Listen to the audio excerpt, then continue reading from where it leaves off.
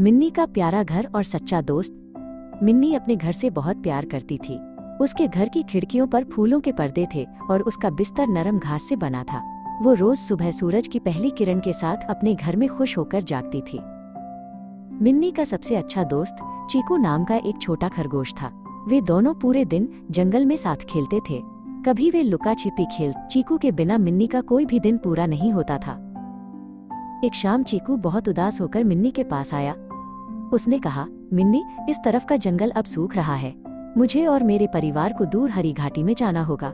वहाँ बहुत सारा खाना और ताज़ा पानी है। मिन्नी ये सुनकर दंग रह गई। मिन्नी ने घबराकर पूछा, क्या मैं भी तुम्हारे साथ चल सकती हूँ? चीकू ने सिर हिलाया और कहा, हाँ, लेकिन वहाँ तुम्हें अपना ये प्यारा घर छोड़कर चलना होगा।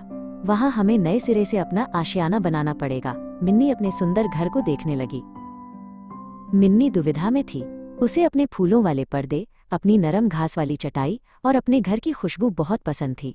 उसने सोचा, अगर मैं चली गई तो मेरा ये सुंदर घर अकेला रह जाएगा, लेकिन अगर मैं रुक गई तो चीकू चला जाएगा। अगले दिन चीकू जाने की तैयारी करने लगा। मिन्नी उसे देखने गई। चीकू ने अपनी छोटी सी टोकरी में कुछ गाजरें रखीं और मिन्नी की ओर देखकर धीमी आवाज में कहा, अलविदा मिन्नी, मुझे तुम्हारी बहुत याद आएगी। मिन्नी अपने घर वापस लौट आई। वो अपनी पसंदीदा कुर्सी पर बैठी, लेकिन उसे घर बहुत शांत लगा। उसे अब वे पर्दे उतने सुंदर नहीं लग रहे थे और न ही वह बिस्तर उतना नरम। उसे हर कोने में चीकू की कमी महसूस हो रही थी। अचानक मिन्नी को समझ आया कि घर केवल लकड़ी और पत्तों से नहीं बनता। घर तो अपनों के साथ से बनता है। उसने सोचा, बिना चीकू के ये घर सिर्फ एक खाली पेड़ है। जहाँ मेरा दोस्त है वहीं मेरा असली घर है। मिन्नी तेजी से दौड़ती हुई चीकू के पास पहुंची। चीकू बस निकलने ही वाला था। मिन्नी ने चिल्लाकर कहा, रुको चीकू, मैं भी तुम्हारे साथ आ रही हूँ।